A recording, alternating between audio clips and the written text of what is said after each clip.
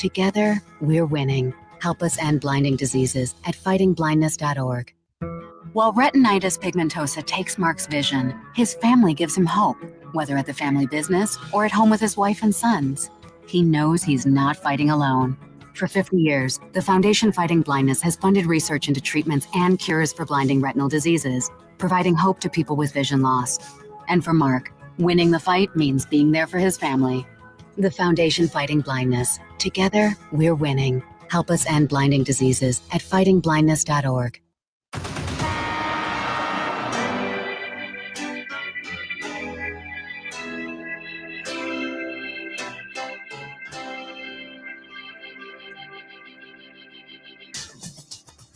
Now, from Wichita's most listened to sports radio, 97.5 and 1240 KFH. This is Sports Daily with Jacob Albrock and Tommy Kester.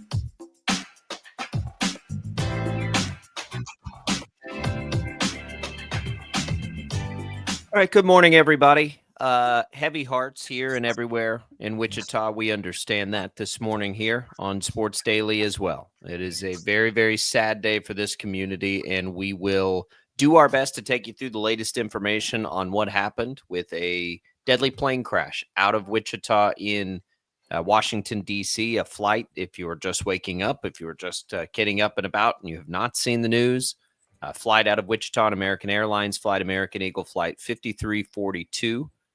60 passengers, 4 crew members collided with a military helicopter just over the Potomac River on approach to the Reagan National Airport there in D.C. No survivors are expected. 27 bodies have been recovered. It is a recovery effort now for officials there in D.C. Tragic.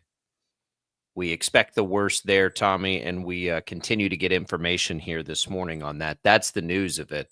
The emotion of it is still very raw, and we're still trying to learn more about anybody that may have been on that flight. There's a lot of information out there. Some of it's verified, some of it's not. We'll do our best to take you through it and take you through the reaction to it. But just an absolutely horrible night here for us and for everybody in this community as everybody waits with bated breath at this point to find out the latest on this horrible situation.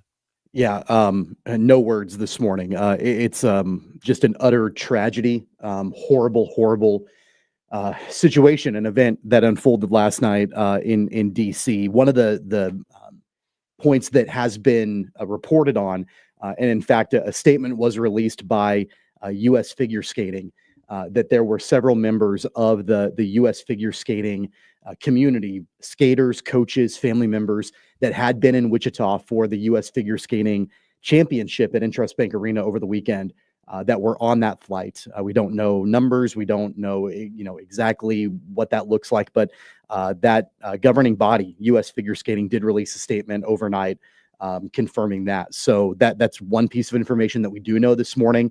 But I mean, just an absolutely awful situation.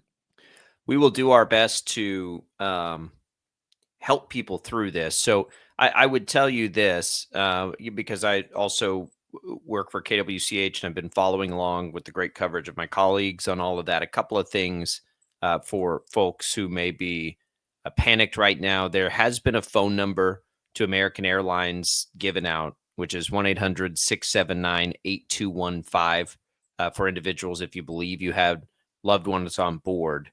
Ron Estes is our representative here from this district. He's given another phone number. So if you're struggling with that and you can't get through to the right people to find out what you need to find out, Ron Estes's office is open too. That number is 202-225-6216. Happy to get that to you if you need it. You can give us a call or leave us a comment on our video stream, and we'll put that there for you if you need it. But this is the part that really, really sucks. And as they're in a recovery only effort now, 27 bodies have been found, which means there are still 33 and 4 crew members. This is going to be a long day. It's going to be a hard day. And there are a lot of questions that will need to be answered at the same time. You have the tragedy of it, and then you have the why. How does this happen? those are the things that we don't quite know yet. There are a lot of things out there and being thrown around right now. So we'll do our best to take that in. Ted Woodward is going to hop in here. Is Ted with us, Tommy? He's on his way in right now. In fact, we'll have him connected in just a few seconds. Okay, give us a second. Ted Woodward over from KNSS has been following this a lot too. So we're going to have Ted pop in. We know that also the city is supposed to speak at 8 a.m. So we're doing our best to be able to get that to you live to take the city. So we welcome in Ted. So Ted, for those just waking up with everybody, we know that it's a recovery effort now. We know that this tragedy is to its worst point, but what else do we know this morning? Not a ton of new information this morning. They did say the plane is now in 3 parts, so it did disintegrate, fall into 3 parts. In the Potomac River, the helicopter that collided with the plane is upside down in the river. I thought I heard that at least one of the 3 Army personnel in that helicopter has been taken from the river, and apparently there's somewhere around 27 to 30 bodies that have been recovered. So about half maybe of the people involved in this have been recovered from the river as those efforts continue now and it's daylight. But this is just unspeakable tragedy. And I know you guys have probably already talked about the fact that the U.S. figure skating connection with some of those folks that were still here in Wichita after last week's events. A lot of their family members and support staff are on that plane too. Ted, when these types of things happen, like everybody wants the answers quick. This is going to take some time today and tomorrow and for the next 2 weeks to get real details and facts out of this. As we're, I think the main thing, the shock of it last night is everybody wants to know, how does this even happen? Well, and that's the primary question. Why was this helicopter in the path of Reagan National Airport and planes obviously landing on those runways? Something went very, very wrong.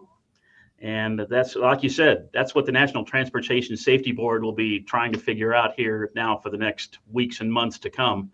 You're right. We all want these instant answers to these questions, and it'll still take time. But I did hear somebody talk last night about the fact that this incident there's going to be a lot of answers that will be available immediately because the flight data will be recorded from the airline, and there's all this chatter from the control tower to the planes, and so there's not a lot of stuff that's going to be garbled. I think they're going to be able to put it together in a somewhat quick fashion and figure out what went wrong on last night's flight. A couple other things here that so we've had our Kansas. This is the first commercial crash in the United States in 16 years. Yeah. Which is, just to speak to it. And when we say people want answers, everybody wants answers all the way up to the top. The president reacting, I think, kind of, a hip shot reaction, the way most of the rest of us were feeling like, how does this happen? This shouldn't happen. So we'll continue to follow that. So we know, Ted, right, the city is going to speak at 8.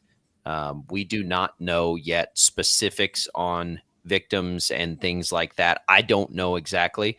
Never covered an event like this, how that happens. I know that that's the answer that people want. They want to know if they knew anybody on that flight.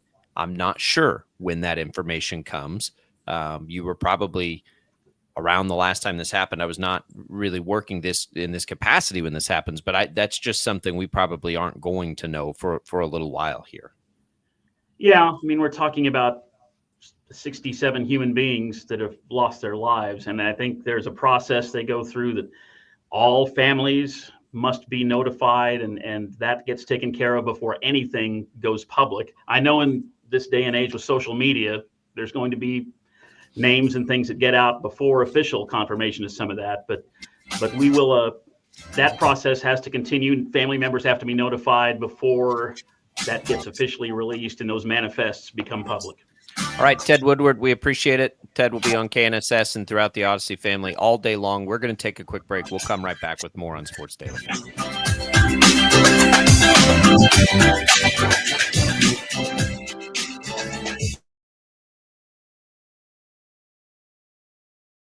66 counties, 4 regions, and 1 weather team that you can trust. Find Storm Team 12 every weekday at 5:30 on the KSCW.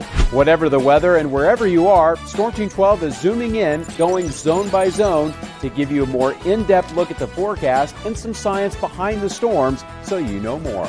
We're focusing on the forecast so you can focus on what's important to you. Storm Team 12 Weather Focus, 5:30 on the KSCW.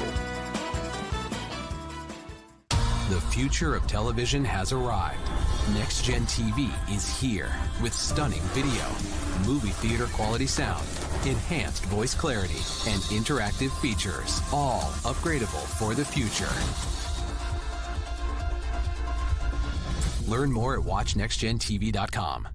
Sometimes people tell us, I don't get it, it's just tea. But let me tell you, we are so much more than just tea.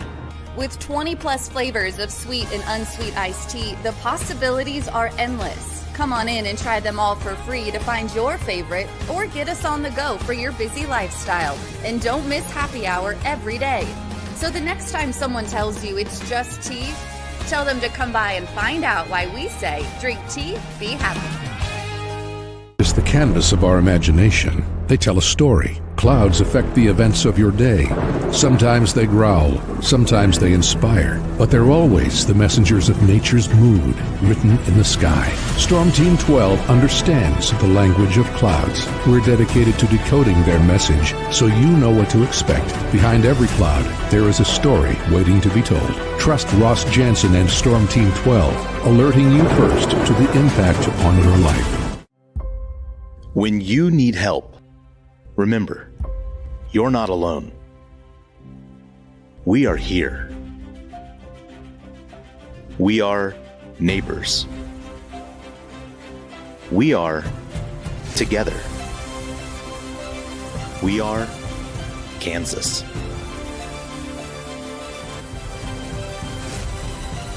We are 12 News. What is GMFB Overtime?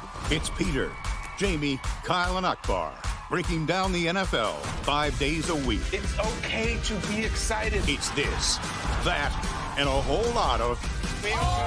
It's football for everyone. Weekdays at 10 a.m. on KSCW.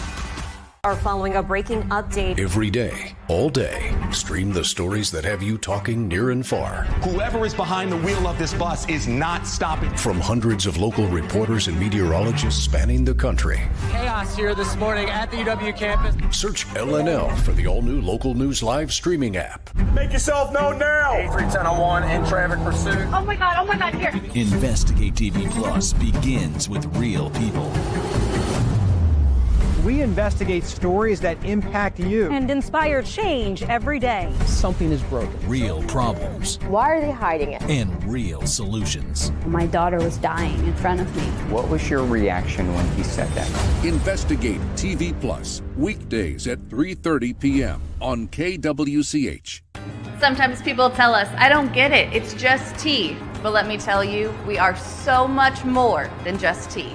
With 20 plus flavors of sweet and unsweet iced tea, the possibilities are endless. Come on in and try them all for free to find your favorite or get us on the go for your busy lifestyle. And don't miss happy hour every day. So the next time someone tells you it's just tea, tell them to come by and find out why we say, drink tea, be happy. Mornings are busy. We're here to make your mornings better. We report the stories that affect you. 3 more hospital lies from contaminated apple juice just a day after the FDA issued a recall. We're here to make your mornings better. Closing east and westbound lanes of K96 for repairs. With 12 News, you're prepared for your whole day. Scattered thunderstorms across the state into the afternoon. Stay a step ahead with 12 News this morning on KWCH and KSCW.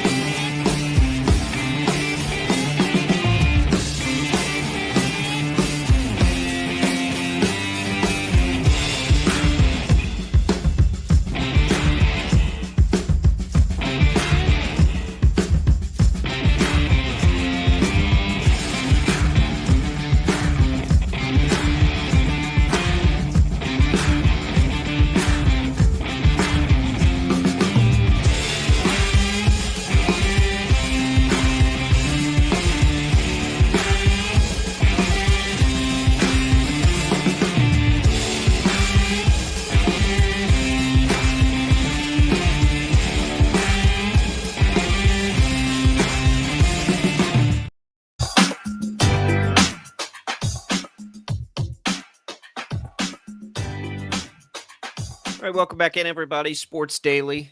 We'll be very open and transparent with you here today, and just tell you that honestly, it's going to be a little awkward here on a sports show when there are sports things that happened last night to navigate through that when we have a tragedy like we had, one as bad as anything we've seen in the city in a very long time.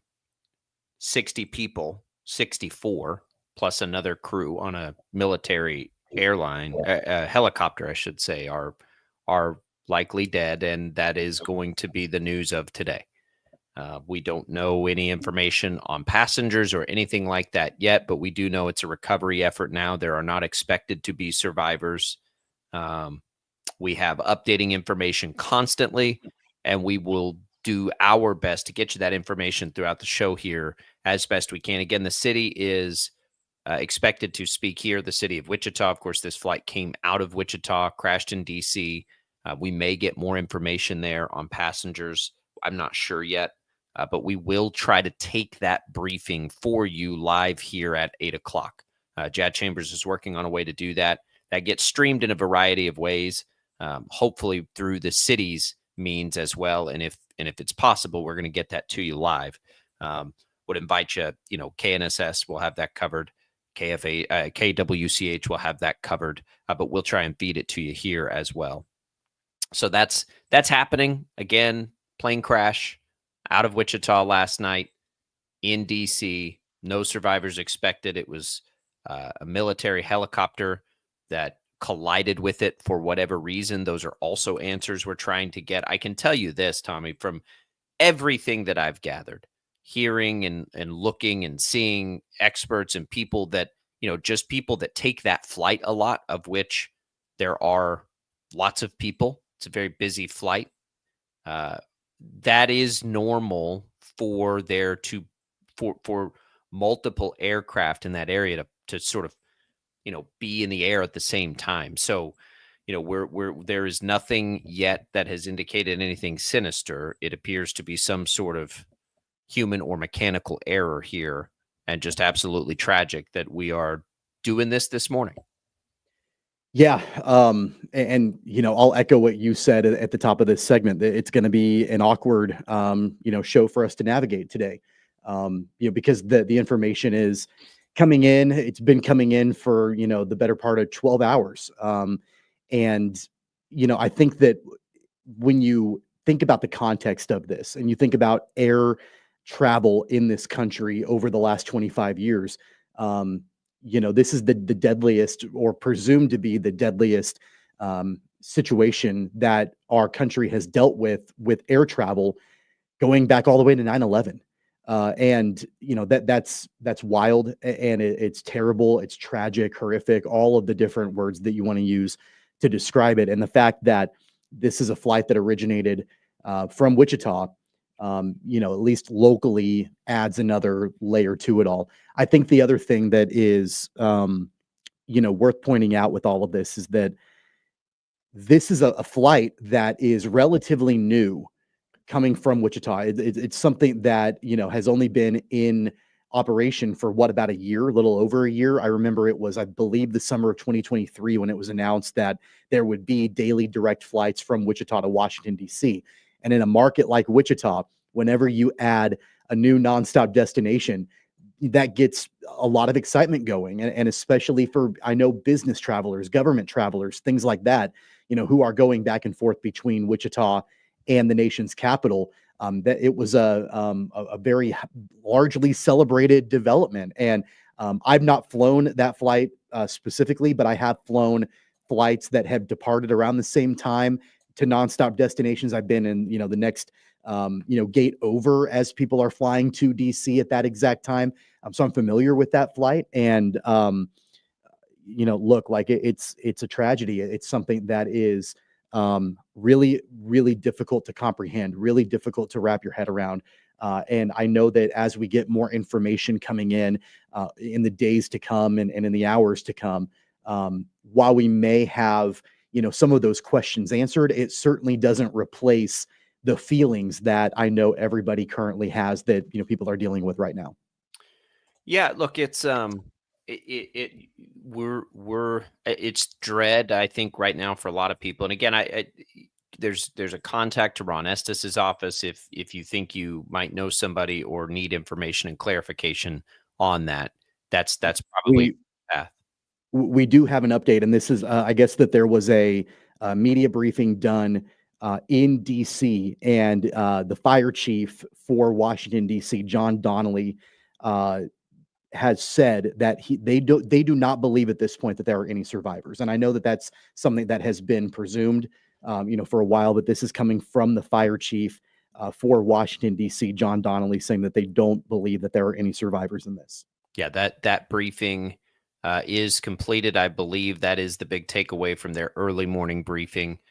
And it's 60 people on board plus four crew members. And they have found 27 of those people, and they're still looking, which means there are that many people that still don't have answers. That many family, that many friends. Reach out to Ron Estes' office. We have tried the number to American Airlines in the newsroom at KWCH. It can be difficult to get through.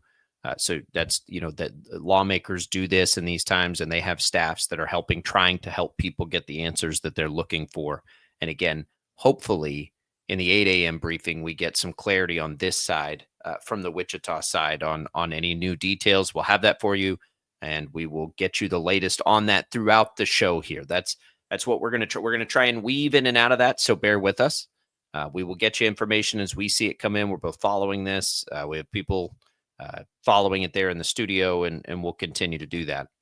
As we continue to do that, we will also try to get you to, we know that this is sometimes a place where people want to get away from a tragedy like this. So with that, let's pivot a little bit here, and we can go back and forth to the breaking news of the day and the night and what happened in the sports world last night. Far less important, but important to a lot of people, and I think an important way to let go a little bit of the overwhelming news that we're dealing with here. So Tommy, let's just take people sort of through the night there. So we had Wichita State and North Texas. The Shockers were in pretty good position in that game. They got down early, came back second half, come storming out of the gates, and then couldn't quite hold on in the final minute. They fall a 4-point loss at home. Now 1-7 in the conference. And then Kansas State last night blows the doors off of Oklahoma State at home. The Wildcats now are heating up a little bit. Let's start with the good, Tommy, I think, in that, and that's another K-State win. And we wondered this, right? Like, with the talent that they accumulated and remembering back to how well on paper this seemed to all fit together, it is encouraging now. 2 games, they're both at home, but West Virginia, Oklahoma State, 2 games in a row here where they've not just won, but won fairly convincingly. Yeah, I think the thing that you take away from this with Kansas State, and I've mentioned this before, that, because they do have a level of talent, they are a team that can come up and bite you at any time. They're not at a point, I don't think, in their program where they've been able to build consistency up, where they've been able to, string together a long stretch of these convincing victories. But, on a 1-off or even a 2-off, type situation, they can hang with, a lot of the teams in the conference. Now, Oklahoma State, we talked about this the last time these 2 teams matched up in Stillwater, and Oklahoma State beat Kansas State at home. That, that was a disappointing loss because Oklahoma State is not a great team. They're in a rebuilding mode. They've got, they have a couple of holdovers on that roster. I know, obviously Bryce Thompson is, still down there, but it's a team full of a lot of newcomers and raw talent and things like that. And so you expected at the time when this game was in Stillwater, you expected Kansas State to win and win convincingly. They didn't do it. So the fact that they got to match up against them again, this time in Bramlage, and beat them convincingly, a little bit of redemption, I think, for Kansas State. For sure. And look, it was a really, really nice shooting night from 3. They were over 50%.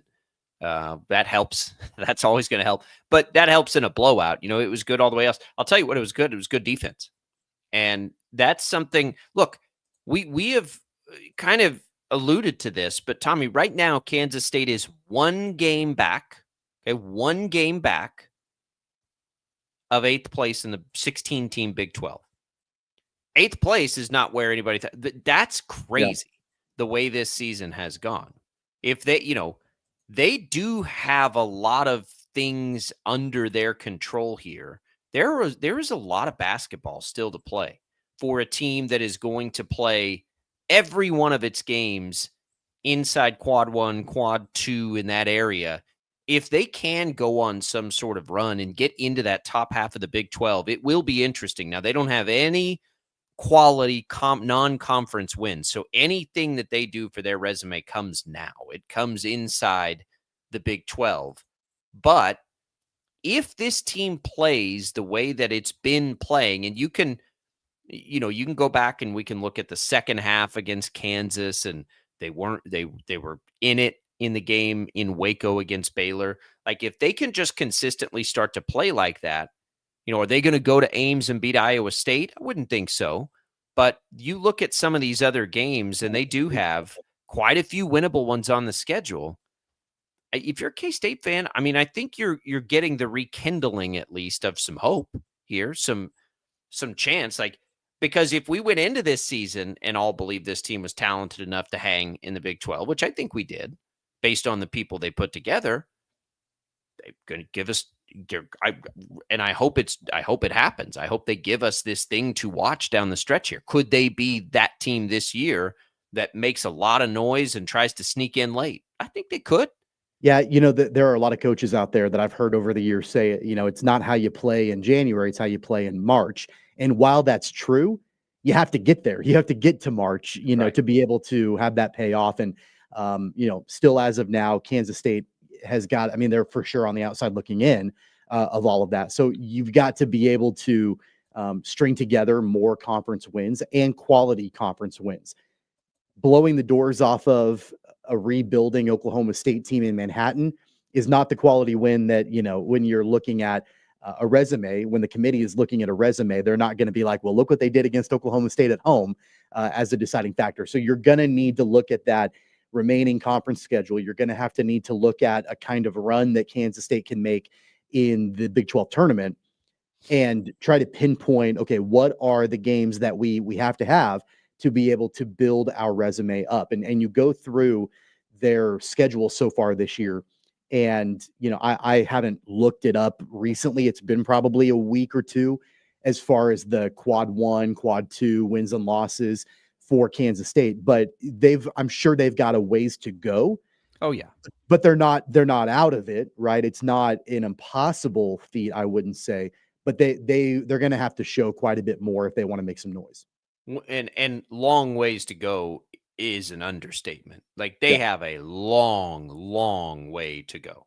And they're probably threading that needle between, being able to go on a pretty incredible late season run versus just playing spoiler. And you can, I'm not sure. I think they're still probably on the side of being able to make a late season run. Yeah, but they are. You get a little bit further in without a couple more quality wins, then they would shift gears to, just playing spoiler. So I'm just looking at the net right now, and they're 94 after the win last night. They jumped 8 spots. They're 0-5 in quad 1, but they're 2-5 in quad 2. And so just like a little bit of perspective there, I'm looking just sort of at quad 1. So they're at 94. You don't find a 2-win team in the quad 1 until you get to Dayton, and that's 20 spots ahead. And then up in the top 70 or so, you begin to see teams with about 2 quad 1 wins. And then once you get into the area where teams have won, 3, 4, 5 quad 1 games, that's where you're talking about teams right now that would be considered bubble teams, or, inside sort of that top 50 where things get sorted out. And I bring that up to bring up the fact that K-State is going to have a ton of opportunities to play those kinds of games through their final, I think it's 11 or 12 games on the schedule here. And it's not so much that you look at K-State and you're like, oh yeah, this team's going to be able to put that resume together based on X, Y, or Z.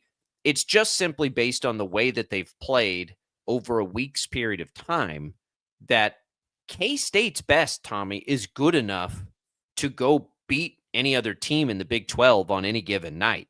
The problem for K-State this year has been we've really, up until the last handful of weeks, not seen K-State's best.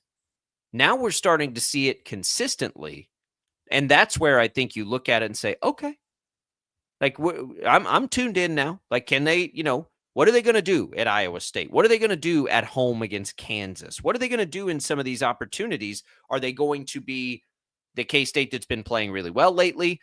Or do they revert back to the K-State that gets, that gets blown out of the gym by Houston and doesn't look like they were ever even a part of that game? I think that's what we watch now.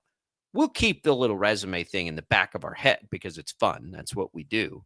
Yeah. But I think more than anything, it's how consistently can they continue to play good basketball. And if they can do that, that's going to be good enough for them to win big-time games. Yeah, and I want to know what they do in their next two big games, and especially the second version of the Sunflower Showdown this year, because remember, Kansas jumped out to a big lead early in the first meeting in Lawrence.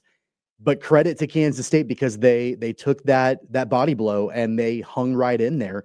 And it was a 10-point game when it could have easily been them getting run out of Allen Fieldhouse. And they didn't. They were able to hang tough and make it a game. And when you get a chance to face them again, this time in Bramlage, that's going to be a game that I absolutely pay attention to. And it's honestly less about what ends up happening in that particular game and more about what it tells me actually about both of these teams and where the mindset is for both KU and K-State when they face off at the very beginning of February, because I think that will give us a pretty good indication of the path that both of these teams are going to be on down the stretch in the Big 12. Yeah, we're getting there with them, and they've had a lot of close Big 12 games too that get lost in the shuffle because they've had so many games where they didn't appear to show up. We'll have more on that. We get into the shockers a little later in this hour as well. Do want to tell you you've got a chance to get to the ultimate trip to Vegas in March. Winning's easy. You can do that through the Odyssey app. Download the app, log in, listen to KFH Radio, and then listen each day for a minimum of an hour for your daily entry. So you listen for an hour, you're entered into the contest. It includes travel and accommodations for 4 to Las Vegas, plus $20,000 in spending cash. Get all the info of this national contest at kfhradio.com. All right, so we're going to weave here. We will come back. We'll get you any new headlines with the tragedy last night for a flight out of Wichita. We're hoping to get the city. We think we'll be able to get you the city briefing off the top of the hour. We're going to talk a little shockers as well. We'll try to navigate it on a horrible, horrible day for our community. That's next on Sports Daily.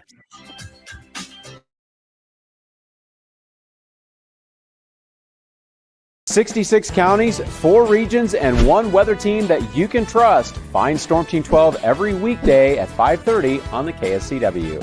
Whatever the weather and wherever you are, Storm Team 12 is zooming in, going zone by zone to give you a more in-depth look at the forecast and some science behind the storms so you know more.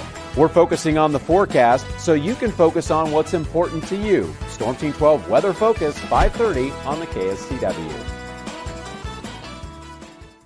The future of television has arrived. Next Gen TV is here with stunning video, movie theater quality sound, enhanced voice clarity, and interactive features, all upgradable for the future. Learn more at watchnextgentv.com. Sometimes people tell us, I don't get it, it's just tea. But let me tell you, we are so much more than just tea. With 20 plus flavors of sweet and unsweet iced tea, the possibilities are endless. Come on in and try them all for free to find your favorite or get us on the go for your busy lifestyle. And don't miss happy hour every day. So the next time someone tells you it's just tea, tell them to come by and find out why we say, drink tea, be happy. It's the canvas of our imagination. They tell a story. Clouds affect the events of your day. Sometimes they growl, sometimes they inspire, but they're always the messengers of nature's mood written in the sky. Storm Team 12 understands the language of clouds. We're dedicated to decoding their message so you know what to expect. Behind every cloud, there is a story waiting to be told. Trust Ross Jansen and Storm Team 12, alerting you first to the impact on your life. When you need help, remember, you're not alone. We are here. We are neighbors. We are together. We are Kansas.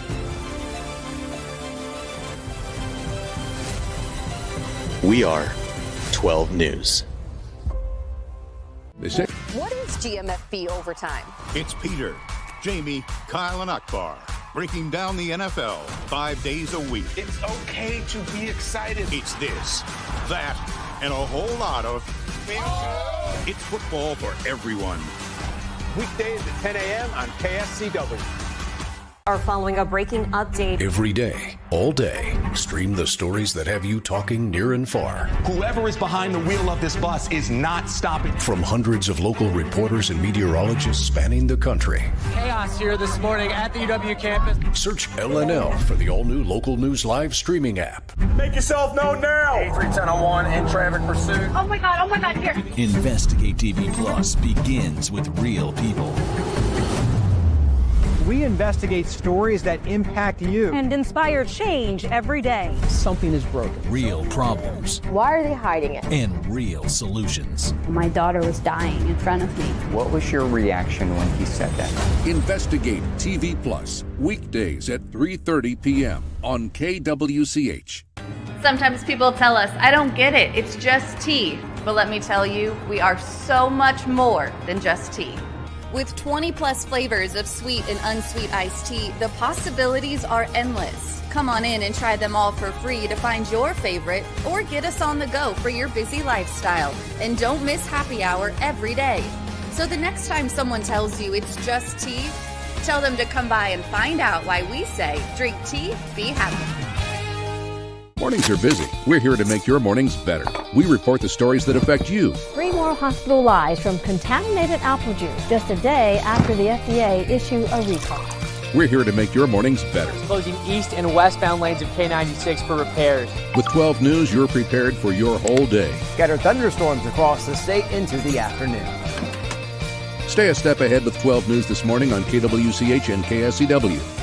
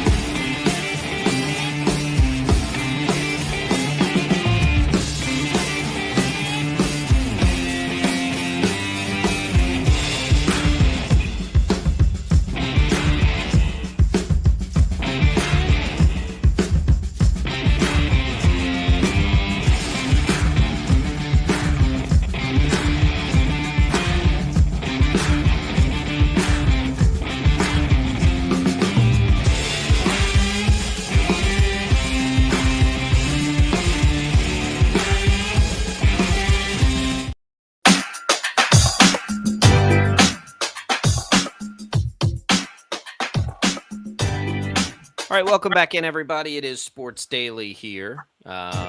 City of Wichita expected to give an update on that deadly plane crash at 8 a.m. or around 8 a.m. We are working to be able to bring you live coverage of that. We're going to get that to you. Bear with us as that happens. Once we hear it happen, we're going to try and feed that audio in here. For those watching on the video streams, we're not quite sure how that will look yet.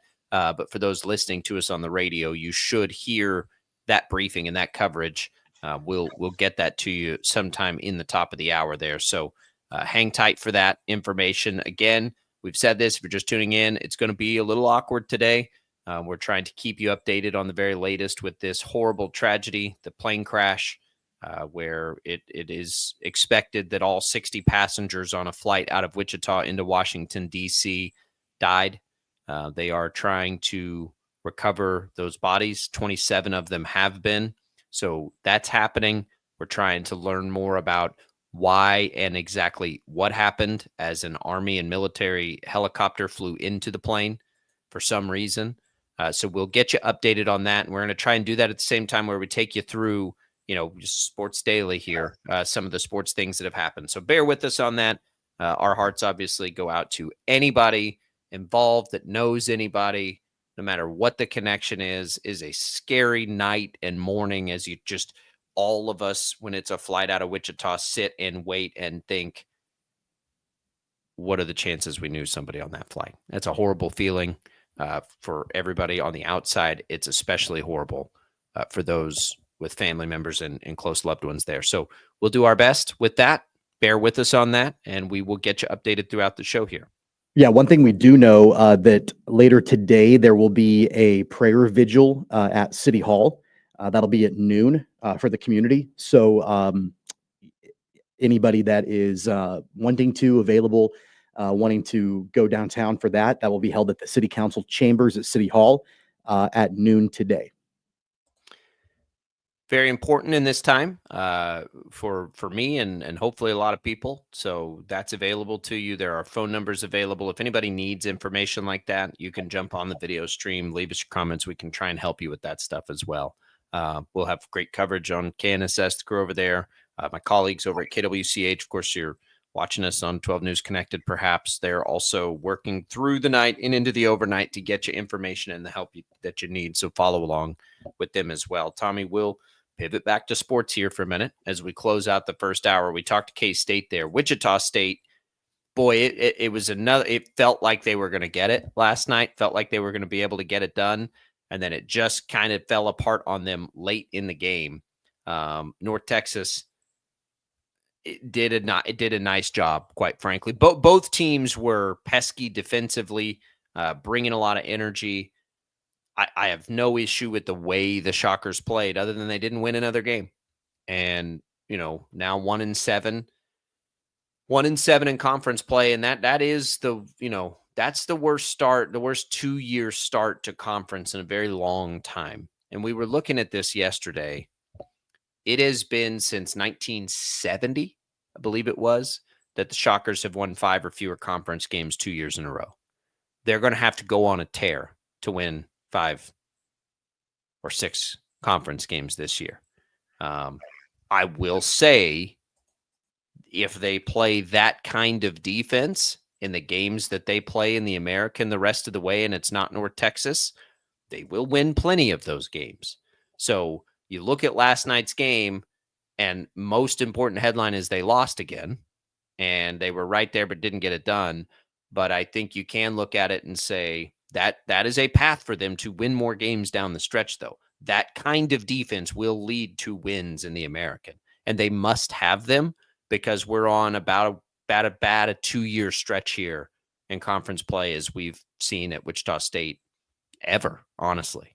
I thought they played better defense than what we've seen recently, for sure. And North Texas had an off shooting night. It wasn't. It was not dissimilar to the way that they played on the road at Memphis, where they mucked the game up and made it a little bit ugly.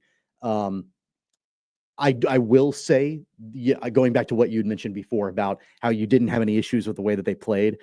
I have an issue with the way that they played the final minute of the game. I mean, that was a disaster of a final minute for Wichita State when, they had their backs up against the wall a little bit and they, but they had an opportunity to tie or take, I believe they were down by 2. There was a letdown defensively in the final minute where I felt like they had played a pretty solid defense for the most part. There was the drive to the basket that, Xavier Bell missed, and then, just kind of an open lane to be able to get to the basket for North Texas to make it a 4-point lead. And then so much time was taken off the clock with no fouling. And then there was an offensive rebound and then just the ball was kicked around. Like there could have been so many more opportunities in that final minute of play. And there just weren't. And it got to the point to where with maybe like 4 seconds left, Wichita State took a desperation 3, but they were down by 4 at that point. And, it was just kind of impossible. So I think that the morning after, they would love to have that final minute of basketball back because it was not executed well whatsoever. Yep, and they had done such a good job defensively, really for the entire game up until that point. They were playing a good defensive team. And I don't know which is worse, Tommy. Honestly, like I don't know that thinking this team should have a much better record than it has is better or worse than they're just not good enough. I think they're not good enough is worse. I do think that's worse because that means Wichita State's not bringing in talented enough players. I don't think that that's the case though. I think it's more about the execution, which is still not good, but better than if they just weren't good enough. So look, we're looking at this team, and like K-State's going to play all these high level games, and if they start to play well, can get you excited, and maybe they can climb back into it. Wichita State's, and we reached this point last year at about this point. You're sort of at this conference tournament or bust mode with the team, unfortunately, right? Like that's what you kind of look at. But you look at that like an NCAA tournament, and last year that did provide us. It's part of the reason we kind of got excited about this year, right? Remember they won, they beat Rice, and they upset Memphis, and then played UAB pretty well for a lot of that game, and then ultimately fell short. But that's where we're going to be at again. They're not going to have enough meat on the bone to go do anything other than position themselves in a conference tournament where they can try and collide. But you can't get excited about the conference tournament if you don't think Wichita State can beat every team in the conference.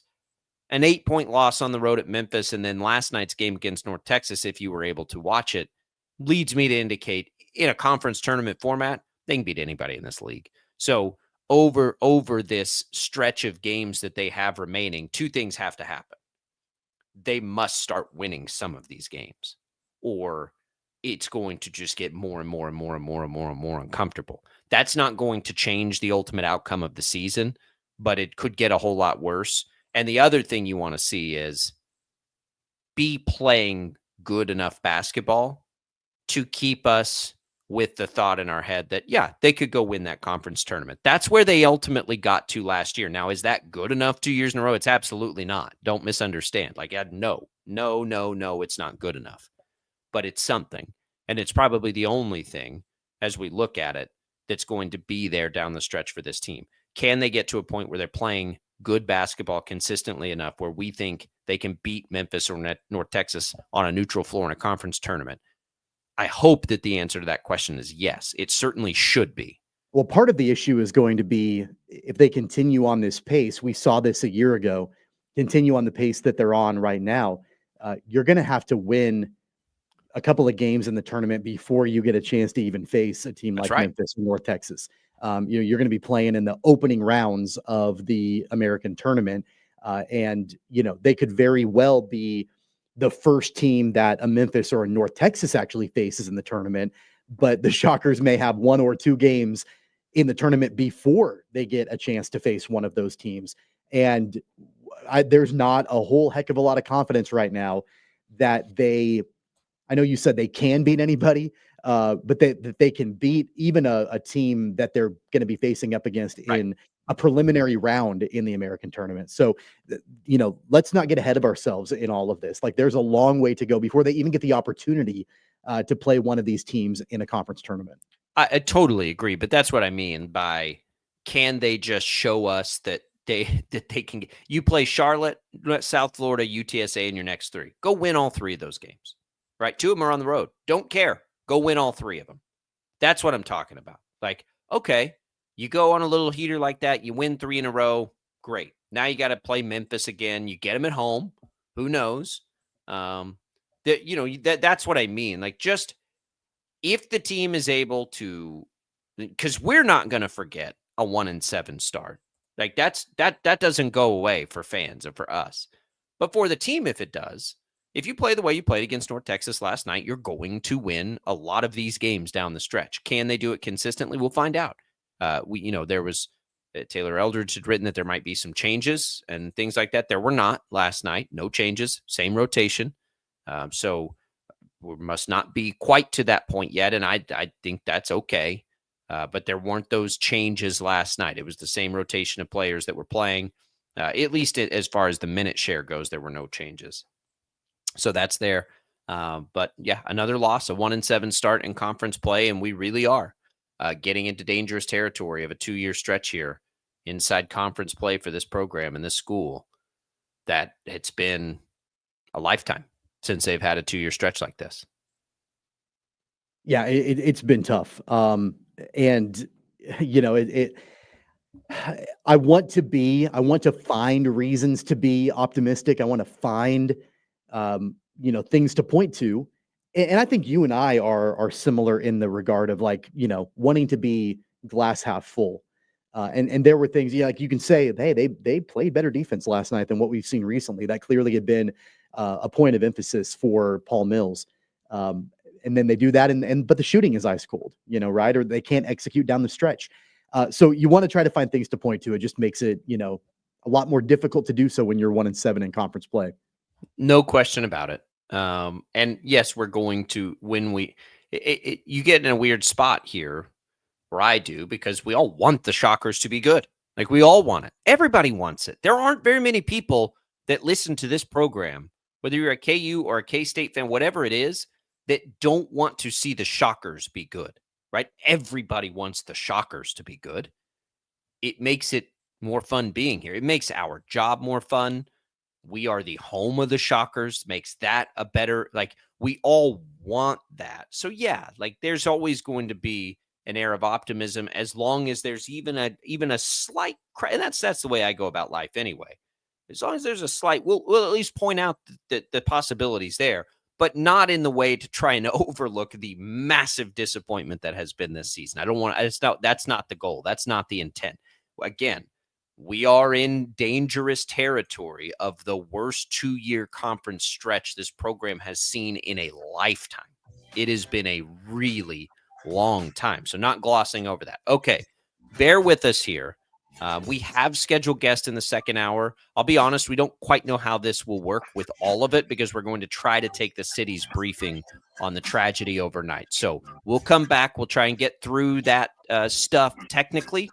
Hang tight. We'll be back in an hour of Sports Daily still coming your way.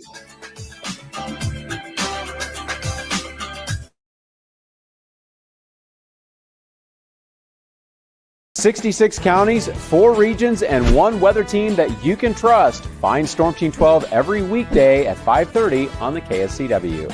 Whatever the weather and wherever you are, Storm Team 12 is zooming in, going zone by zone to give you a more in-depth look at the forecast and some science behind the storms so you know more. We're focusing on the forecast so you can focus on what's important to you. Storm Team 12 Weather Focus, 5:30 on the KSCW. The future of television has arrived. Next Gen TV is here with stunning video, movie theater quality sound, enhanced voice clarity, and interactive features, all upgradable for the future. Learn more at watchnextgentv.com. Sometimes people tell us, I don't get it, it's just tea. But let me tell you, we are so much more than just tea. With 20 plus flavors of sweet and unsweet iced tea, the possibilities are endless. Come on in and try them all for free to find your favorite or get us on the go for your busy lifestyle. And don't miss happy hour every day. So the next time someone tells you it's just tea, tell them to come by and find out why we say drink tea, be happy. It's the canvas of our imagination. They tell a story. Clouds affect the events of your day. Sometimes they growl, sometimes they inspire, but they're always the messengers of nature's mood written in the sky. Storm Team 12 understands the language of clouds. We're dedicated to decoding their message so you know what to expect. Behind every cloud, there is a story waiting to be told. Trust Ross Jansen and Storm Team 12, alerting you first to the impact on your life. When you need help, remember, you're not alone. We are here. We are neighbors. We are together. We are Kansas.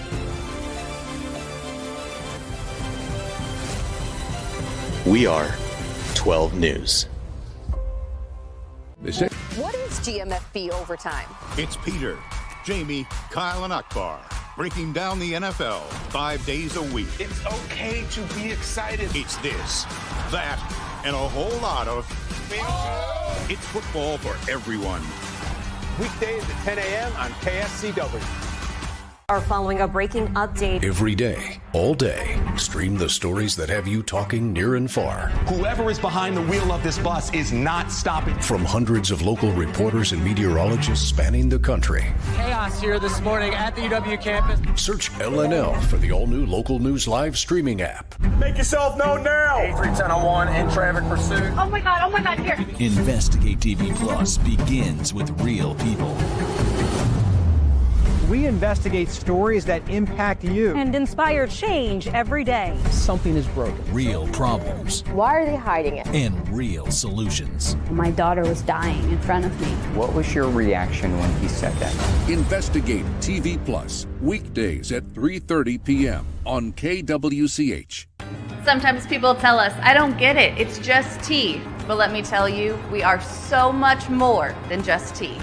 With 20 plus flavors of sweet and unsweet iced tea, the possibilities are endless. Come on in and try them all for free to find your favorite or get us on the go for your busy lifestyle. And don't miss happy hour every day. So the next time someone tells you it's just tea, tell them to come by and find out why we say, drink tea, be happy. Mornings are busy. We're here to make your mornings better. We report the stories that affect you. 3 more hospital lies from contaminated apple juice just a day after the FDA issued a recall.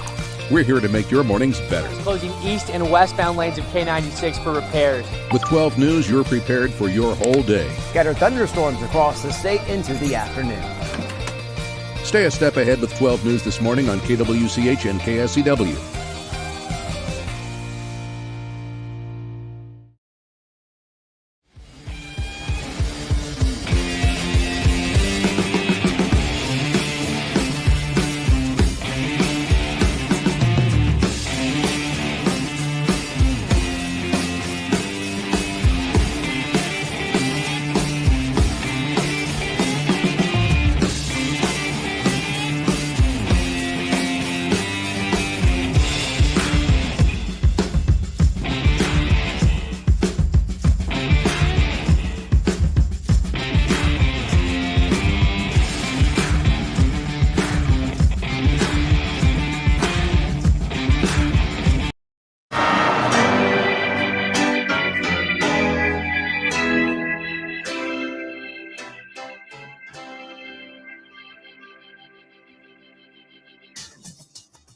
Now, from Wichita's most listened to sports radio, 97.5 and 1240 KFH. This is Sports Daily with Jacob Albrock and Tommy Kester.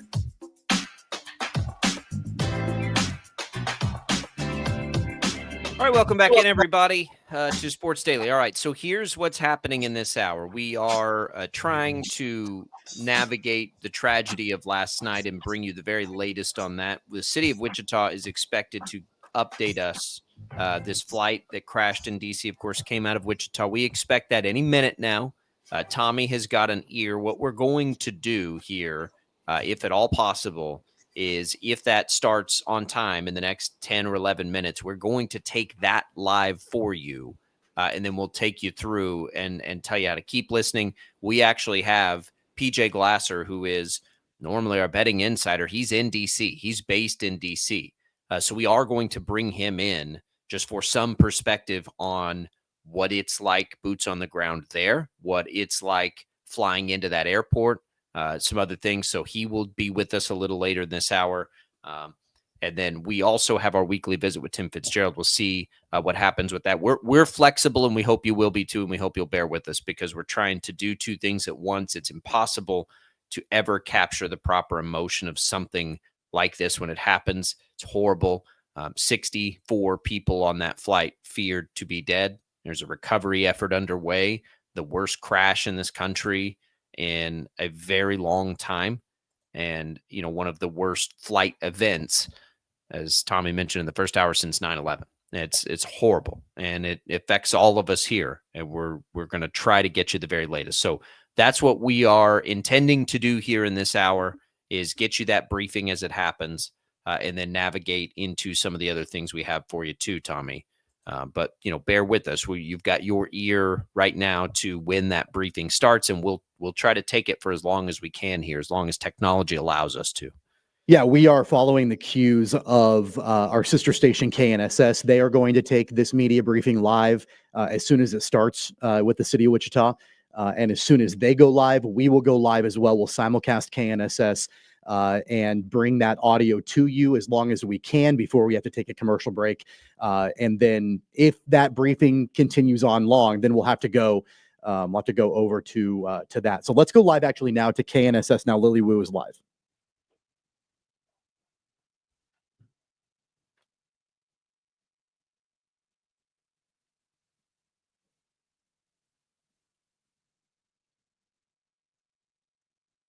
Okay, I actually don't think we have Lily Wu at this point. We are live simulcasting with KNSS at this point. So as soon as they're able to get that connected, that briefing, we'll come back to that. Okay. So in the meantime, as we wait on that, and again, bear with us, we are going to take you through some of the headlines here. We talked college hoops there in the last hour. Wichita State, K-State both lose last night. Sorry. Wichita State loses. K-State wins in rather impressive fashion last night in college hoops. That's it then for the week. And then we look ahead to the weekend now.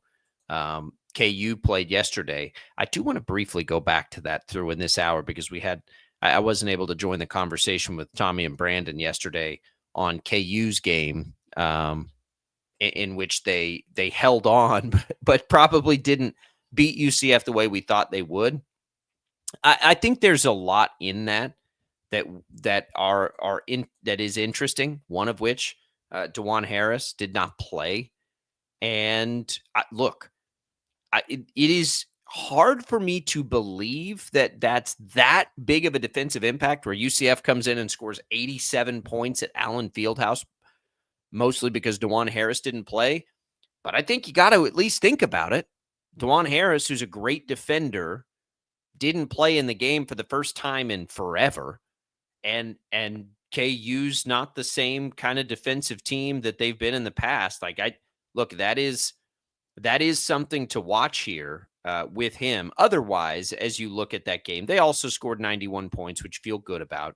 They came out in the second half with their hair on fire. Hunter Dickinson, who dominated UCF the first time around, dominated UCF. In some ways, again, this time around, you get another double-double from Flory Badunga. Their defense just must be better than that. For me, it's like a little bit of a hall pass situation on that. All right, Tommy, we have an update here. Yeah, we do have that media briefing now. We're going to go live to KNSS now for that. So many of us will be touched by people that we know directly or indirectly that were victims of this tragic tragedy that happened. Overnight, I was in contact with the White House Situation Room, getting updates as they were going through the process. I spoke last night with the chairwoman of the National Transportation Safety Board as well. And at that point in time, their investigation was they were getting prepared for that, but they were waiting for the search and rescue efforts to conclude before they started that investigation. So I know this is going to be a tragedy that touches our community. We have such a steep history of being involved in aviation, and being a close-knit community like we are, it's going to have consequences for years to come. I do want to make a general comment about air safety in general. I mean, we have the safest skies in any country in the world.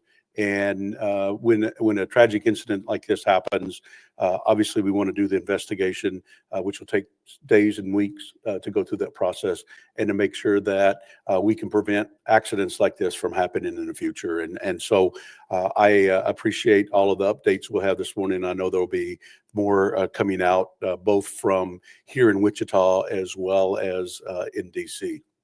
Thank you. Thank you very much, Congressman. We also have a representative for Senator Jerry Moran, who will share a statement as well. Mayor, thank you. I'm Mike Zammerslow with United States Senator Jerry Moran's office. The senator asked me to share the following statement on his behalf. Wichita is located in the heart of our nation, and today we are grieving. I received confirmation this morning that no one survived the crash of American Airlines Flight 5342. This is a sad day for Kansans and our nation as we awaken this morning to this tragic news. My heart grieves for the lives that were lost and their loved ones, who are now learning that their friend or family member was among those who perished. There will be much to learn and to do in the coming days in the wake of this tragedy. But today, please join me in praying for Kansas. May God comfort those who are mourning. Mayor, thank you. I would like to now ask our airports director, Jesse Romo, to provide some updates.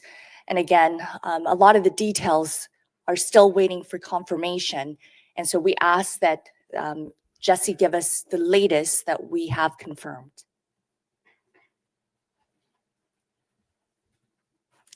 Thank you, Mayor. Good morning, everyone. Jesse Romo, Director of Airports, Wichita Airport Authority. I don't have a lot of official information to share. We will get that directly from NTSB. American Airlines will be providing the official updates and information. They do have a newsroom that you can go to online.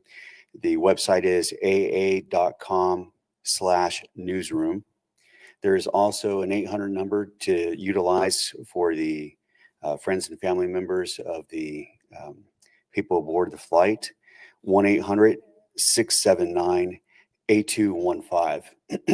I will say that airport staff did activate our family incident support team last night. And so if family members did show up to the terminal to have additional information, even for support, we were there with them with our team of volunteers, along with other airline staff and representatives. The airport remains open. There is air traffic continuing. Right now, we do have fog, so I would ask everybody to please drive safe as you're headed to the airport or are traveling today, and keep up with your airline for additional information. And right now, that's all I have. Thank you. I would like to say that Director Jesse Romo, City Manager Bob Layton, and several council members were at the airport last night as the care team got activated. I also learned from American Airlines this morning that additional care team members have come to Wichita and will be providing support for families as well as crew members. I am in direct contact with American Airlines to find out the confirmed information to provide to all of you. But I want to reiterate that any information should go to their hotline, especially for families. And that number that Jesse said already, but I will remind everyone to use again, is 1-800-679-8215. In addition, this afternoon at high noon, the Wichita City Council, in contact with the Greater Wichita Ministerial League and multiple faith leaders in Wichita, will be coming together for a community-wide prayer. And we ask that anyone who would like to join us to come to City Hall here in downtown Wichita for that community prayer. All are welcome. At this time, our community needs to come together to support the family members who have been impacted. All right, we've got to take our break here. That's Mayor Lily Wu, other officials speaking. You can continue to hear that live coverage over on KNSS. When we come back, PJ Glasser joins us from D.C. We'll try and get a little perspective from there at Sports Daily on a Thursday.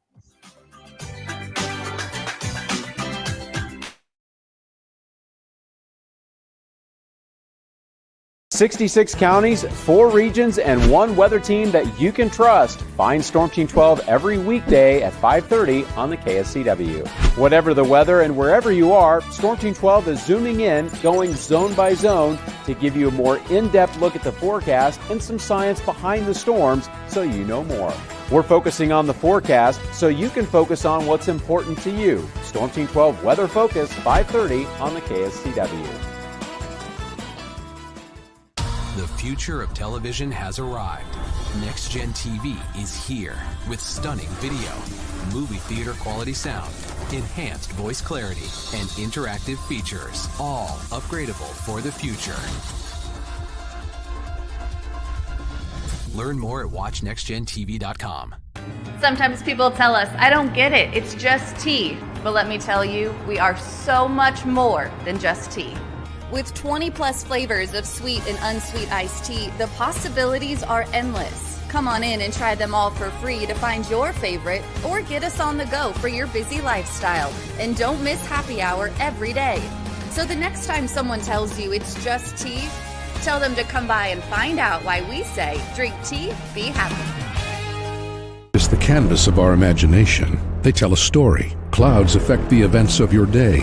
Sometimes they growl, sometimes they inspire, but they're always the messengers of nature's mood, written in the sky. Storm Team 12 understands the language of clouds. We're dedicated to decoding their message so you know what to expect. Behind every cloud, there is a story waiting to be told. Trust Ross Jansen and Storm Team 12, alerting you first to the impact on your life. When you need help, remember, you're not alone. We are here. We are neighbors. We are together. We are Kansas.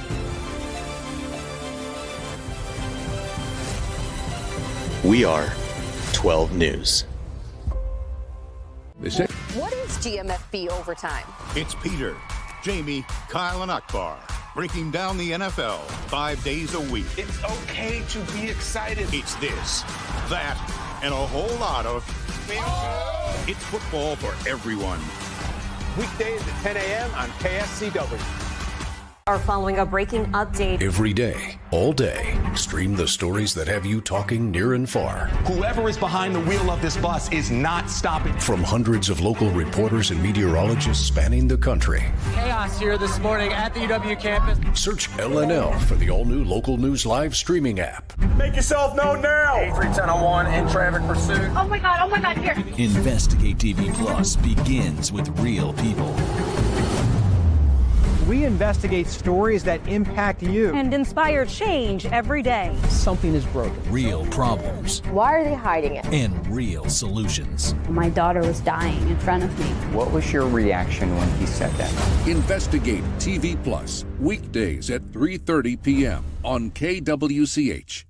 Sometimes people tell us, I don't get it, it's just tea. But let me tell you, we are so much more than just tea. With 20 plus flavors of sweet and unsweet iced tea, the possibilities are endless. Come on in and try them all for free to find your favorite or get us on the go for your busy lifestyle. And don't miss happy hour every day. So the next time someone tells you it's just tea, tell them to come by and find out why we say, drink tea, be happy. Mornings are busy. We're here to make your mornings better. We report the stories that affect you. 3 more hospital lies from contaminated apple juice just a day after the FDA issue a recall. We're here to make your mornings better. Closing east and westbound lanes of K96 for repairs. With 12 News, you're prepared for your whole day. Scattered thunderstorms across the state into the afternoon. Stay a step ahead with 12 News this morning on KWCH and KSCW.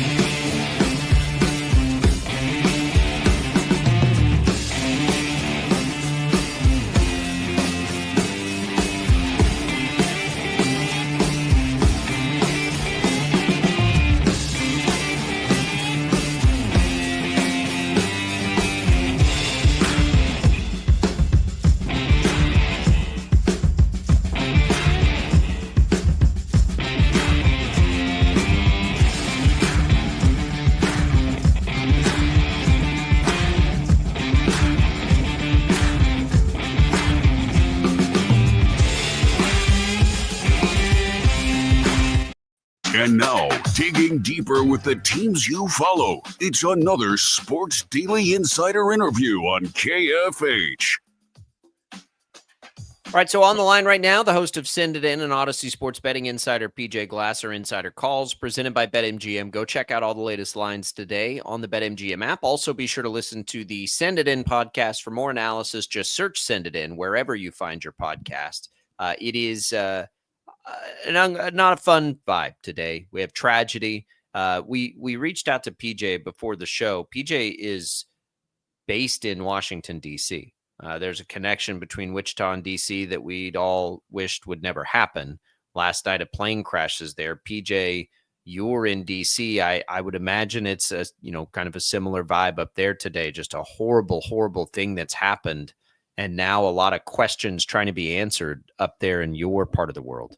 Yeah, guys, terrible. Last night I was doing the late show for BetQL from 7 to 11 p.m. Eastern time. So we got word of it, obviously, while we were on the air. I had a bunch of friends texting me. I'm not far from Reagan. I'm maybe like a 3-minute drive. I mean, I'm really close by, maybe like a 15-minute walk or something like that. And anybody who's been to DC knows that it's one of those airports where it's like right in the city, right? Some of these airports you have where you have to maybe drive into it, but it's right there. I mean, in the heart of DC. So, yeah, just scary stuff. I had friends texting me this morning, who are taking the metro, who can kind of see. You go through Reagan when you're taking the metro in some of these stops, and obviously when you're crossing over the bridge. And it's a terrible scene. It's really scary. Obviously, thoughts and prayers to everybody who was on that plane, all the people affected by it, but definitely just somber and just sad, just waking up and seeing all the news come out about the crash last night.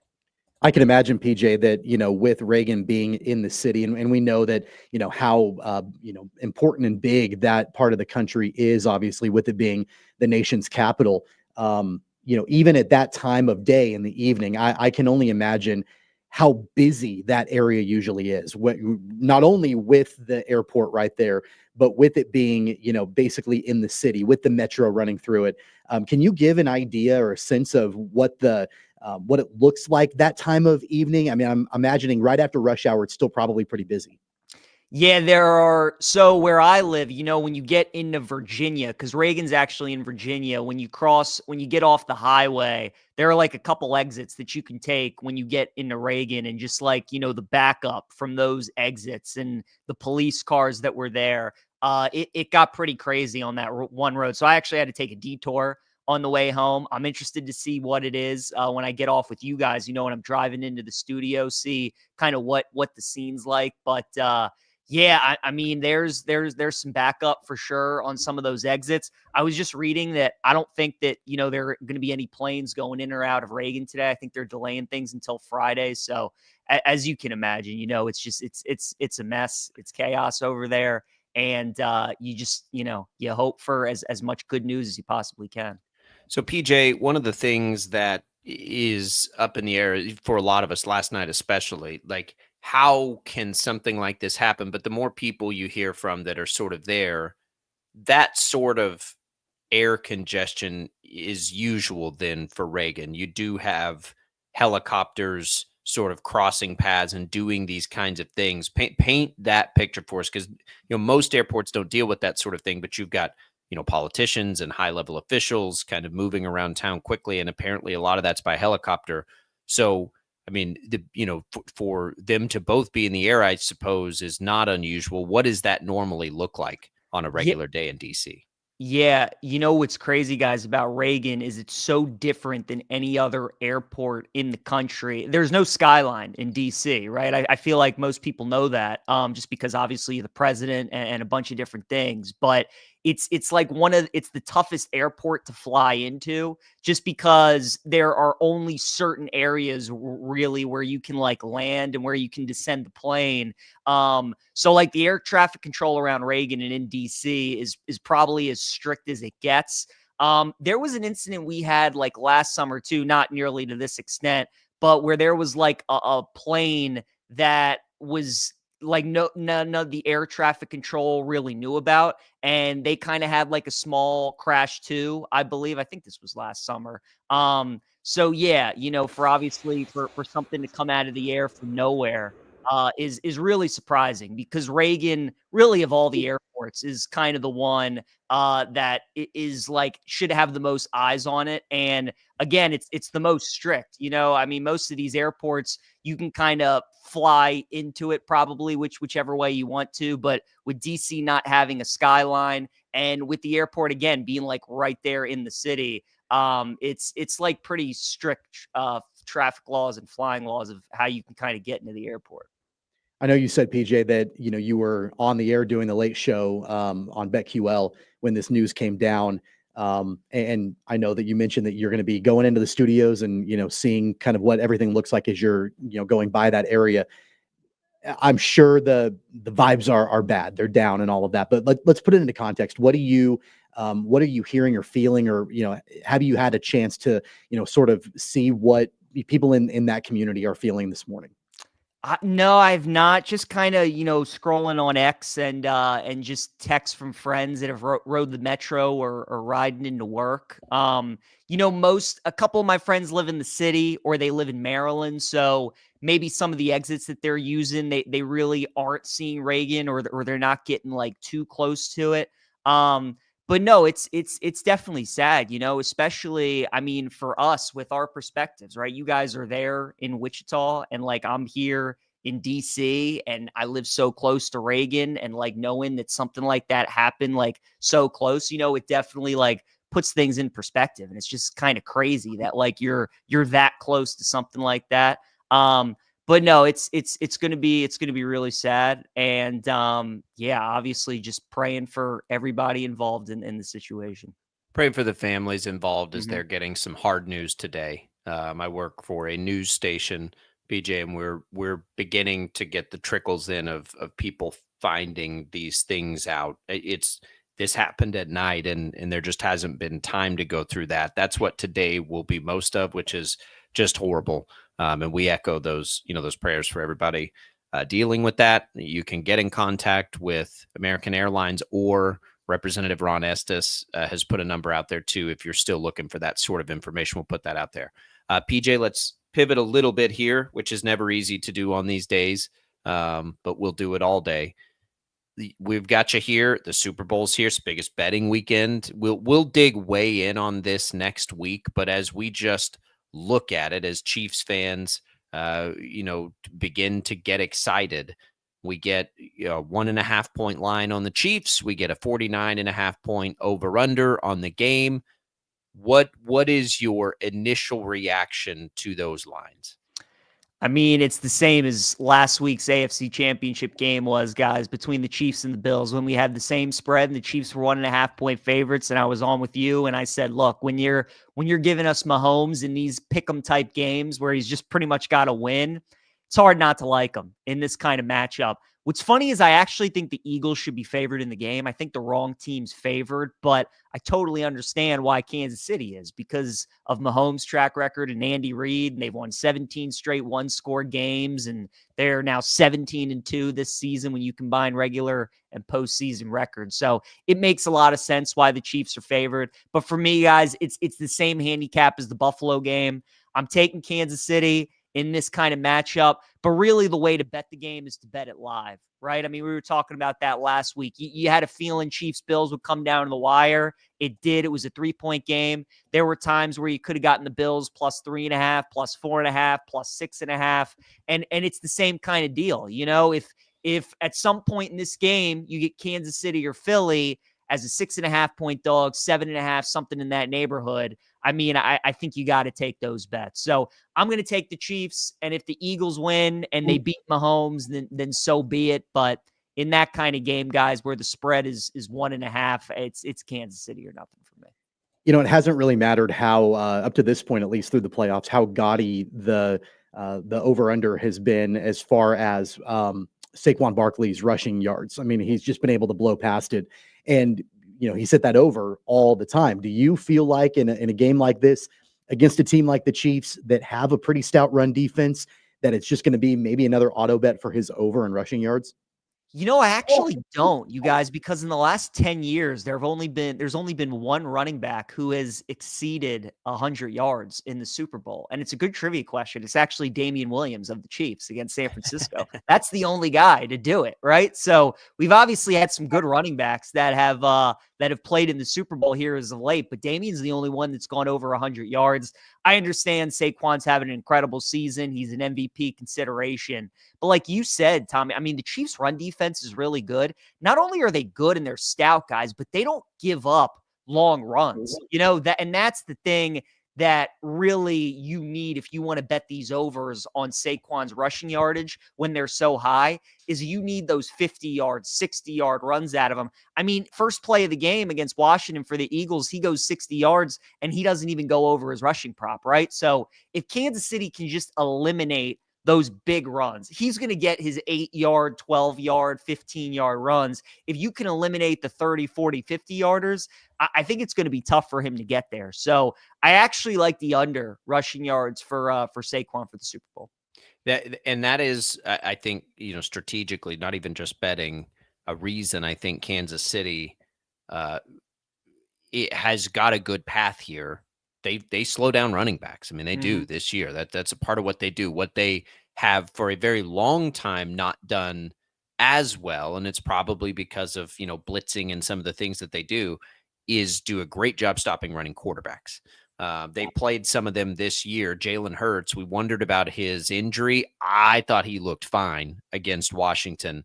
I think that may be the rushing prop to look at, is Hurts. If he escapes a blitz and can take off and get just one long one, I think it's possible. I think his rushing prop is one that'll be interesting. Agreed with Hurts. I like his rushing attempts too. Looking at him over 9.5. We were talking about that last week with Allen taking his over 9.5. He has 12. And it's the same kind of thought process, right? How many times when we were in 3rd and 1, 4th and 1, did Buffalo just run Allen? And I would expect the same thing from Hurts. So I think you're going to get at least 5 or 6 of those from Jalen, where it's short yardage, whether it's tush push, whether it's just a conventional QB draw, whatever it may be, he's going to run. So, and I'm with you, Tommy. Jacob, he didn't look really all that injured to me in the NFC title game. He looked good. Now he's getting another 2 weeks to rest. And it's a Super Bowl, right? So any kind of pain you're feeling, I mean, the adrenaline from that is probably going to be erased a little bit. So, yeah, I think Hurts running in this game. And I think the Eagles are going to throw it a little bit more than we kind of all expect. They threw it more against Washington than I think a lot of us expected. And I think the same is going to happen against Kansas City. Speaking of running quarterbacks, PJ, I thought it was interesting in the AFC Championship game that Patrick Mahomes, not only scrambled, and we see him do that from time to time, but there were a couple of run pass option plays that he had designed runs out to the right where he was able to, get some good yardage. And that's a little bit of a newer wrinkle this season, I think, for the Chiefs. Do you see any value in his rushing props?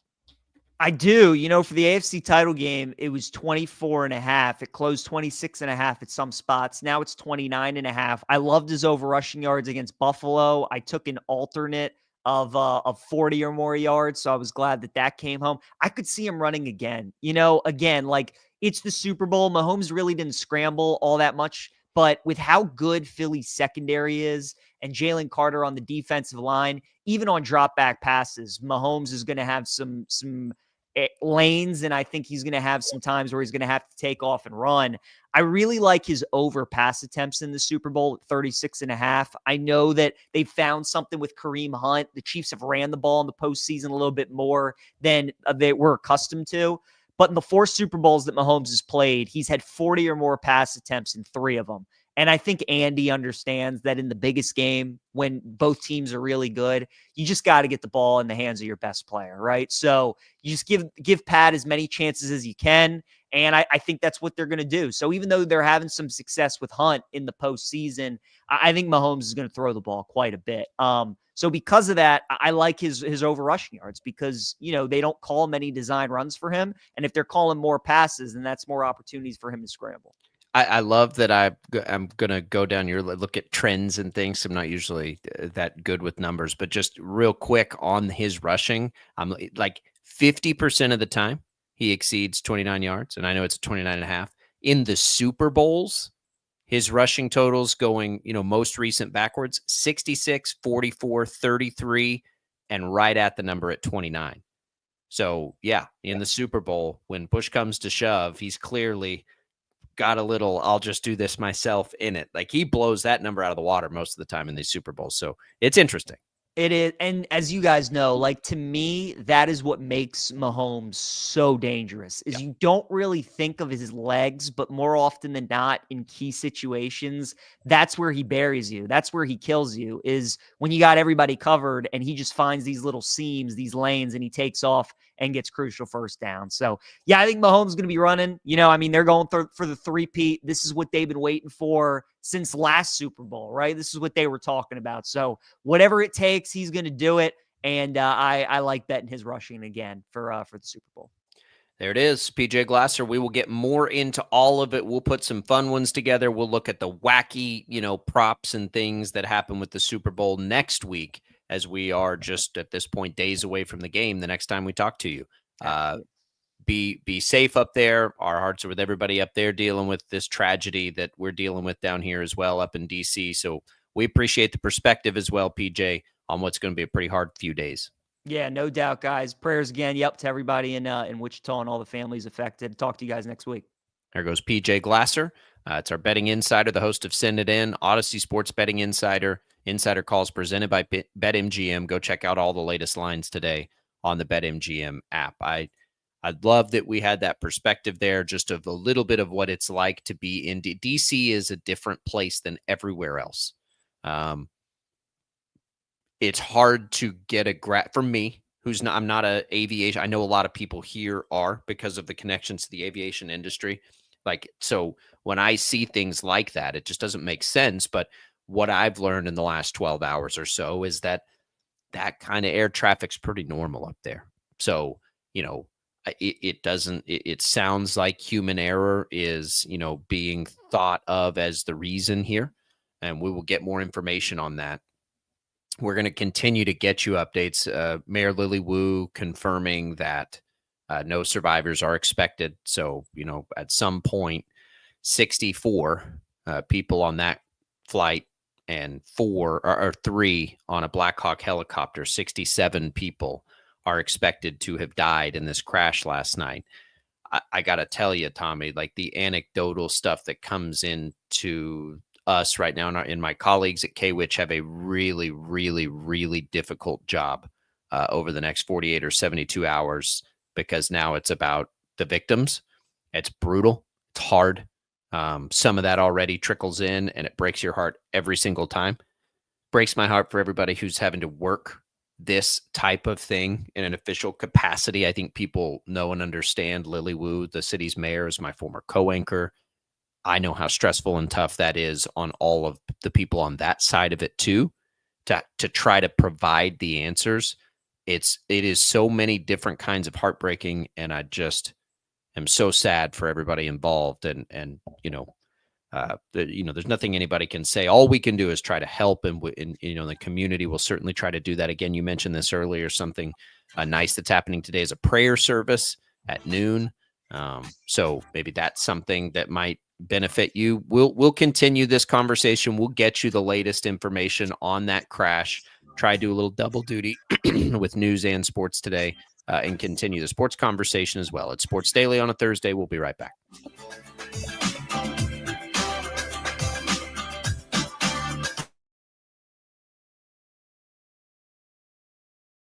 "66 counties, 4 regions, and 1 weather team that you can trust." Find Storm Team 12 every weekday at 5:30 on the KSCW.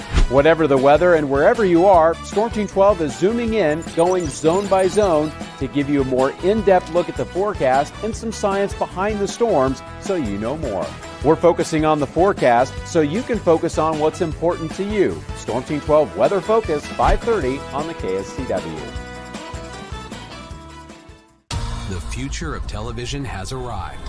Next Gen TV is here with stunning video, movie theater quality sound, enhanced voice clarity, and interactive features, all upgradable for the future. Learn more at watchnextgentv.com. Sometimes people tell us, I don't get it, it's just tea. But let me tell you, we are so much more than just tea. With 20 plus flavors of sweet and unsweet iced tea, the possibilities are endless. Come on in and try them all for free to find your favorite or get us on the go for your busy lifestyle. And don't miss happy hour every day. So the next time someone tells you it's just tea, tell them to come by and find out why we say, drink tea, be happy. It's the canvas of our imagination. They tell a story. Clouds affect the events of your day. Sometimes they growl, sometimes they inspire, but they're always the messengers of nature's mood, written in the sky. Storm Team 12 understands the language of clouds. We're dedicated to decoding their message, so you know what to expect. Behind every cloud, there is a story waiting to be told. Trust Ross Jansen and Storm Team 12, alerting you first to the impact on your life. When you need help, remember, you're not alone. We are here. We are neighbors. We are together. We are Kansas.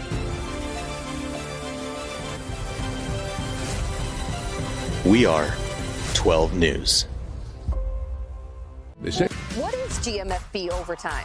It's Peter, Jamie, Kyle, and Akbar breaking down the NFL 5 days a week. It's okay to be excited. It's this, that, and a whole lot of. It's football for everyone. Weekdays at 10 a.m. on KSCW.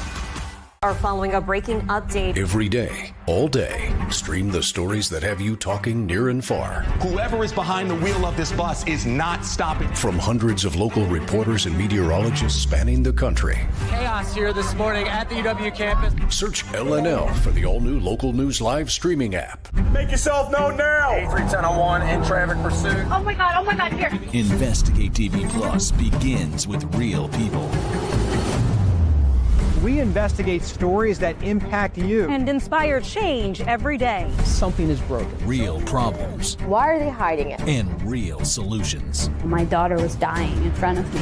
What was your reaction when he said that? Investigate TV Plus, weekdays at 3:30 p.m. on KWCH. Sometimes people tell us, I don't get it, it's just tea. But let me tell you, we are so much more than just tea. With 20 plus flavors of sweet and unsweet iced tea, the possibilities are endless. Come on in and try them all for free to find your favorite or get us on the go for your busy lifestyle. And don't miss happy hour every day. So the next time someone tells you it's just tea, tell them to come by and find out why we say, drink tea, be happy. Mornings are busy. We're here to make your mornings better. We report the stories that affect you. 3 more hospital lies from contaminated apple juice just a day after the FDA issue a recall. We're here to make your mornings better. Closing east and westbound lanes of K96 for repairs. With 12 News, you're prepared for your whole day. Scattered thunderstorms across the state into the afternoon. Stay a step ahead with 12 News this morning on KWCH and KSCW.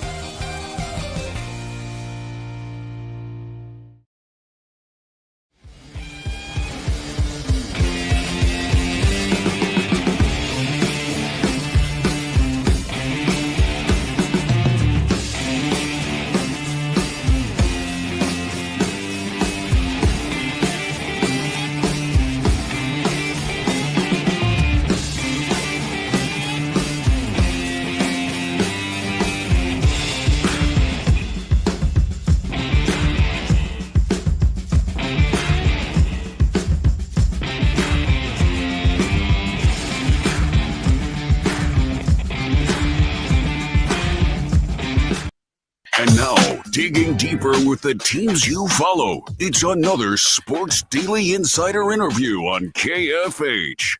All right, welcome back in, everybody. Here on KFH, we do have Tim Fitzgerald via audio here on just a really crappy day, to be quite honest with you. And I know everybody's feeling that, and we're right there with you. We're working it through. We're trying to get you the latest information on that horrible plane crash and the horrible tragedy, and cover the sports that maybe this is the escape for you from that tragedy. So bear with us as we're doing that. K-State did have a game last night.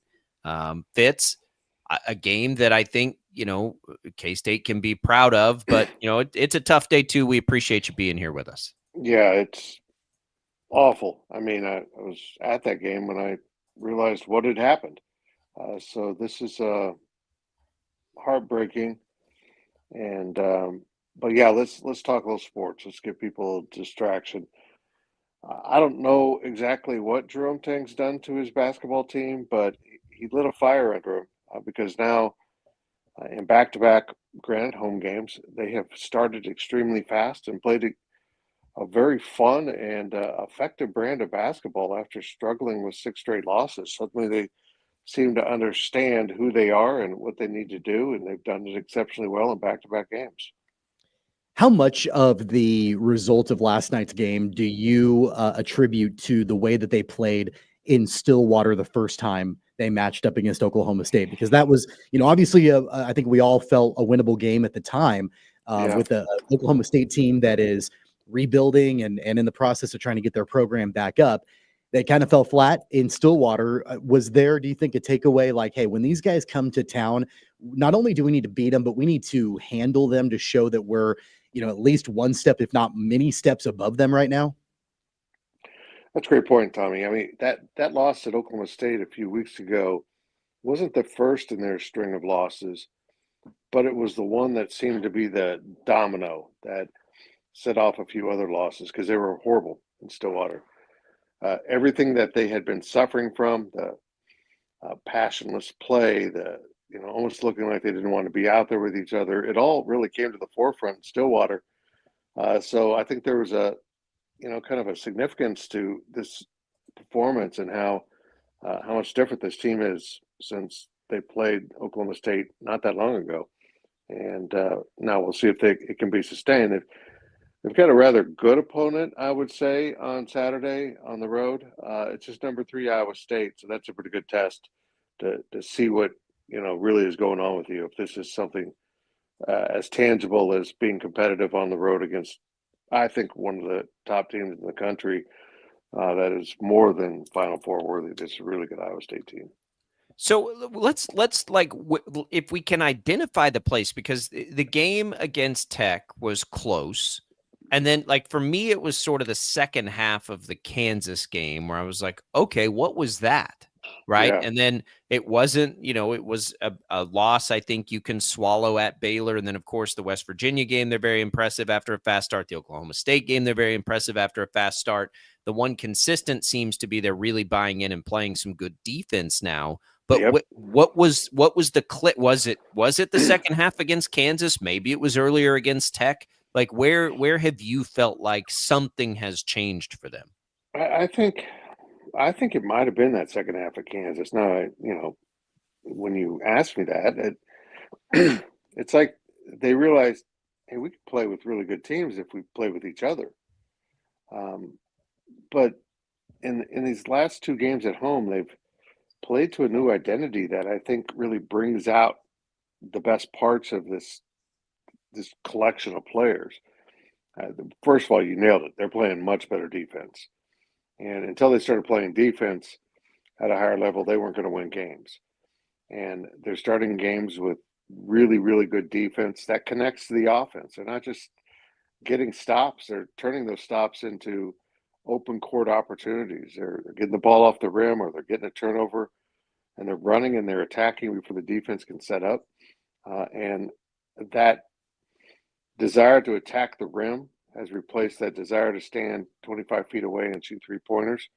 And boy, they're a lot better at attacking the rim because then it opens up the 3-point shots for them.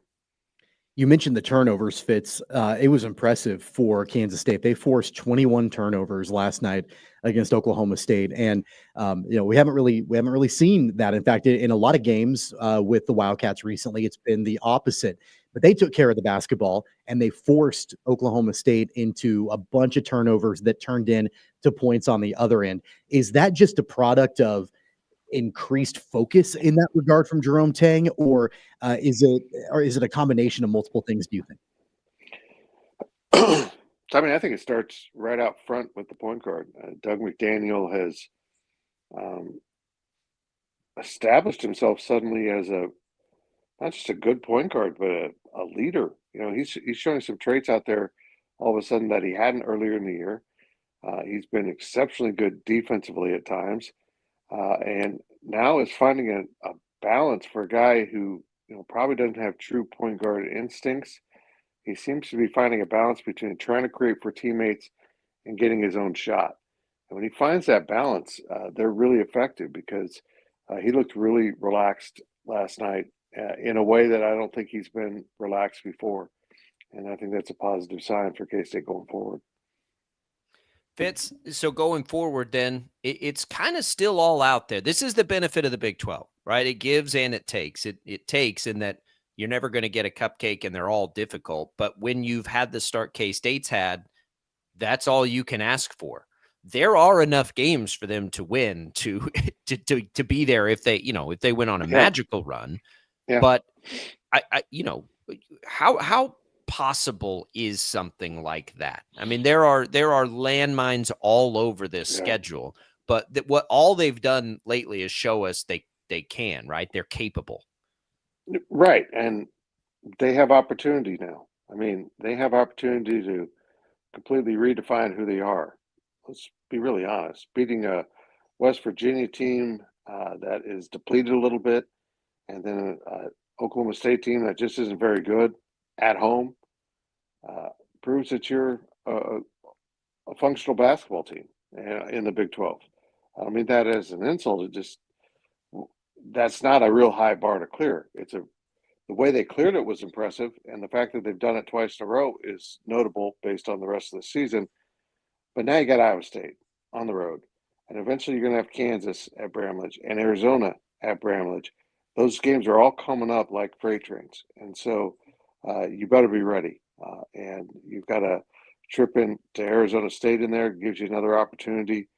You can't miss opportunities if the storyline you laid out is going to take place. They've got to just start winning every game they can and start picking off ones where they say they can't.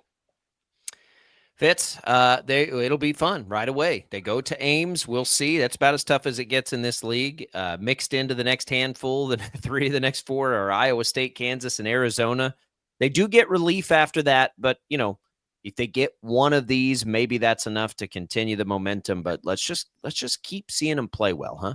Yeah, I agree. It's just from a media standpoint, this is a much more enjoyable brand of basketball to cover. It's fun. I think the fans are having a blast with it. And now, honestly, they have to prove they can do it against a really good team. We will find out very quickly on Saturday. All right, Fitz. Really appreciate it. Thanks for helping with the potential distraction there. Yes. It's a tough day for everybody. We appreciate it. And, keep at it. Love you, Wichita. Love you. There goes Tim Fitzgerald. Go powercat.com. Obviously very connected to this community and all the great K-State fans here. Appreciate that from Fitz. Tommy, it's so hard. These days are the worst, and they are emotional for everybody. Everybody, we'll just, provide the support that you can provide to those affected, and we'll do our best to try and keep you updated. I want to say something here briefly. Hats off to our guys, Steve McIntosh, Ted Woodward, Jad Chambers, Tony Dusing. I've been sitting here in the comforts of our KFH studio for the last 2 hours, as we are going back and forth, talking about the news and then talking about betting with PJ Glasser and talking about the Shockers and the Wildcats and all of that. I can see through the window. I'm watching these guys running around like chickens with their heads cut off in bringing the live coverage, getting the city briefing live on KNSS that we took, and they're running around making sure that that's all being taken care of. They're talking with people. They're covering this live. They're doing a live morning show. They are consummate professionals. I know you work with fantastic journalists. You are a fantastic journalist yourself. It puts it in perspective for me. I'm an idiot that talks about sports, and you guys, you guys have covered this and on whether it's on the TV side or our colleagues over on KNSS doing a phenomenal job and all of that. So I know that that's a smaller part of all of this. because we want to talk about obviously the victims and the tragedy and all of that. But just a hat tip to all of you guys and the journalists who are covering this. Yeah, it's difficult. I appreciate that, and I know everybody that does it does too. You know, I think there's a lot of jobs people do within this industry, but one of the most important ones is providing a voice for people in the hardest times. And that's what all those reporters out there from our stations, everybody's stations are going to be out there doing today. So, you know, we appreciate that and appreciate everybody being willing to talk to us and help us try and find information for all the people affected. It's a really, it's one of the days where the community, I think, really feels things as a whole, because we're all so terrified of the news we're inevitably going to get today. Everybody is, whether you know somebody involved, whether you don't know somebody involved, we're all human. And I think we understand how difficult a day it is going to be and is for so many different people. So sympathy and kindness goes a long way on these days. Reach out, lend a helping hand, go to a prayer service, put a hand on a shoulder. You know, what a tough day it is. And hopefully, you know, here on KFH, we can provide a little relief from that. We've tried to do that this morning. I mean, you can't not talk about what's happening, but at the same time, I understand. Back and forth, yeah. Yep, I understand that there's an escape involved, and you know, if that's the escape you need, you're going to get that you know, throughout the day here on KFH today too. So, you know, we're all doing what we can. We can't say enough how much we're thinking about and praying for everybody involved, and you know, it is a time to be good to your neighbors, because it's a tough time for a lot of people today. So we appreciate everybody out there listening to us. We got a couple more hours. There is sports talk on the plate. We'll talk Shockers, we'll talk K-State and all of those things over the next couple hours as well. Get you updated on all the information that we can. Again, you can follow coverage over on KNSS 98.7, 1330 a.m. for all the latest. We'll have those through updates here as well. I'll be on KWCH later. We'll have updates for you. And hopefully you find those escapes. That's it. I mean, it's just tough. Like, it's just tough. I know that there will be coverage, you know, all day over on KNSS. You know, anything new breaking, tune over to there. They'll get you all the info. Yep. There's a lot of people working on it for you. And our prayers again to everybody that has any involvement or connection to it at all. We're coming back, more Sports Daily right after this.